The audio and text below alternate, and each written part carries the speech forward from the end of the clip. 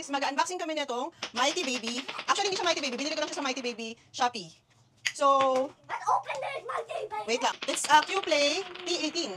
So, dalawa yung binili namin for our future out of the country travels with the kids. So, David, let's unbox. Nagulat ako guys kasi ganito lang siya kalaki. As in, naman, oh. Tapos dalawa na to. So, let's see kung dalawa talaga naman ito. As you can see guys, this is poster designed by Q-Play. This is T18. Nakalagay siya dito sa babaw. Oh, let's open this one. Yay! Ito na mismo yun, guys. Here is the...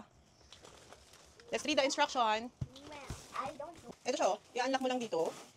Tapos... Oops. Pipindutin dito. Okay. Hindi mo siya, pipindutin mo muna dito, tapos dito, sa taas. Tapos... hihilahin mo siya. Wait. Kailangan mo daw siya push down. Ayan. Push down. And then... Wait lang. Masyado mababa.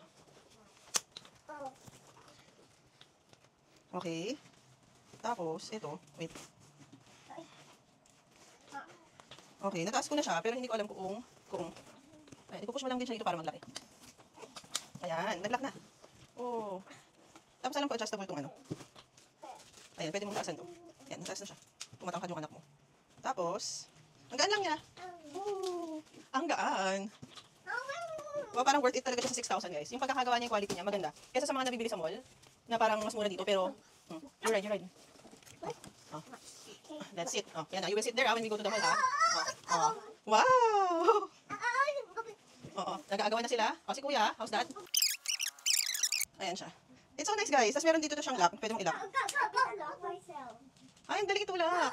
Uy, sobrang mura. Sobrang, worth it siya. Tapos meron na siyang kasamang bag.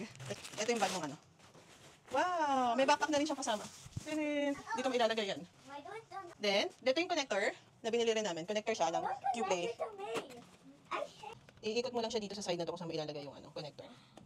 Meron din dito nilalagay na madali lang siya, parang naka-velcro lang siya.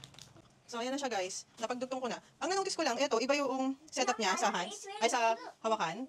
Pero it makes it easier na magkadikit sila. Kahit isang kamay nga lang kaya mo eh. Oh. Pero depende pa rin sa sasakay. Yeah. So, yun lang guys. Kung nagustuhan niyo yung video na to, please don't forget to give it a thumbs up or like and subscribe to our channel. Bye!